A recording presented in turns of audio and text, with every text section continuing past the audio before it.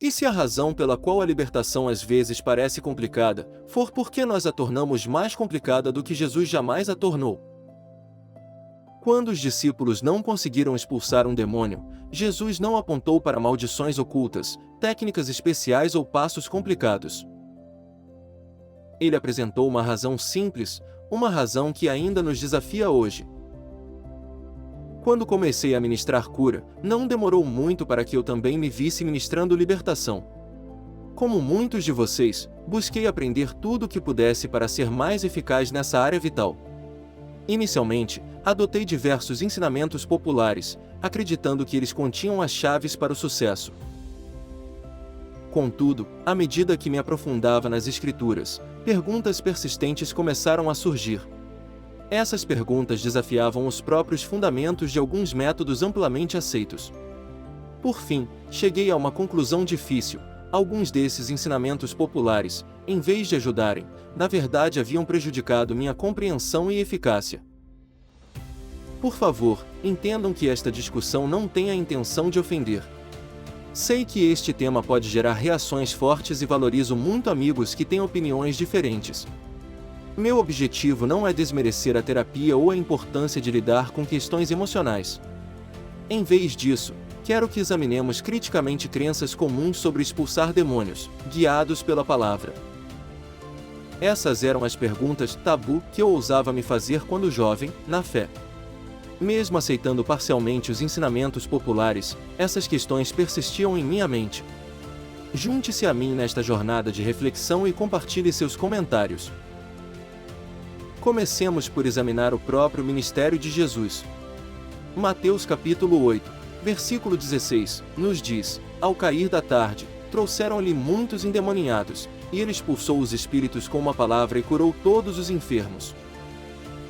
Observe a simplicidade: Jesus expulsou espíritos com uma palavra. Isso é complicado? Certamente, entre as muitas pessoas possessas por demônios que lhe foram trazidas, algumas deviam apresentar casos complexos. Podemos supor que alguns demônios exigiam mais esforço, ou talvez tivessem um direito legal de afligir a pessoa.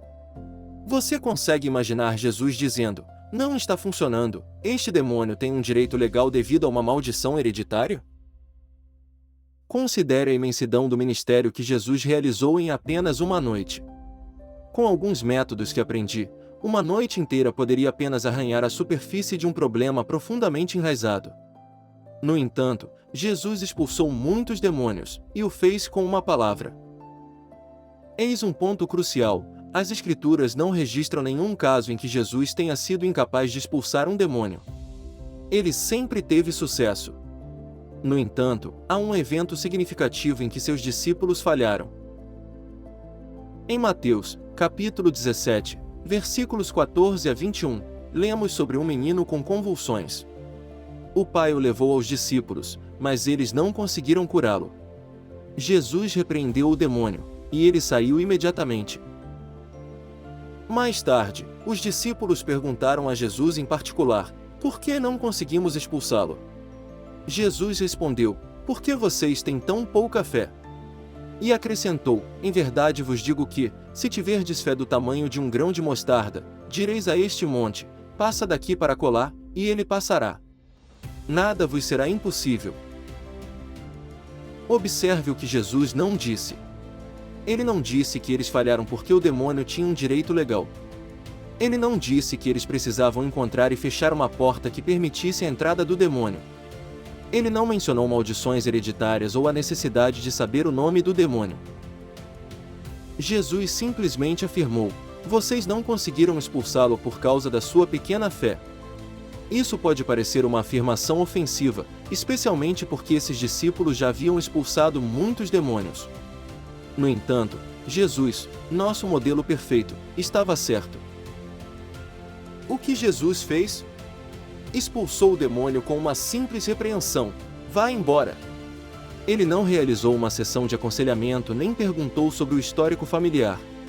Não conduziu o pai e o filho em orações de arrependimento.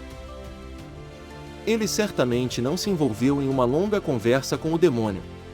Visto que Jesus prometeu que os crentes fariam as mesmas obras, e até maiores, deve haver um lugar onde operamos com simplicidade e autoridade semelhantes. Quando Jesus se aproximava dos espíritos malignos, eles sabiam que seu tempo havia acabado. Marcos capítulo 3, versículo 11, confirma isso. Sempre que os espíritos impuros o viam, prostravam-se diante dele e gritavam: Tu és o Filho de Deus. Considere o poderoso relato do endemoniado gadareno em Marcos, capítulo 5. Esse homem estava gravemente afligido, vivendo entre túmulos, quebrando correntes e se automutilando. Se alguém precisava de um processo para lidar com questões do coração antes de alcançar a libertação, esse alguém era ele. No entanto, quando ele encontrou Jesus, tudo mudou. Jesus simplesmente disse: Saia deste homem, espírito impuro. O homem estava possuído por uma legião, muitos demônios, mas Jesus se dirigiu a eles coletivamente e lidou com todos ao mesmo tempo, não um por um. Os demônios imediatamente imploraram a Jesus que não os expulsasse dali. Quantas sessões de libertação foram necessárias para que Jesus libertasse aquele homem? Os demônios sabiam que tinham que ir embora. Eles sabiam que Jesus tinha autoridade e que não tinham o direito de ficar. Infelizmente, com muita frequência, espíritos malignos convencem os cristãos de que têm o direito de permanecer. Em vez de inventarmos razões para nossas lutas, permitamos que as Escrituras nos desafiem a crescer em Cristo. Na próxima semana, exploraremos como o livro de Atos confirma essas observações e examinaremos mais a fundo a noção de que espíritos malignos têm direitos legais para oprimir as pessoas.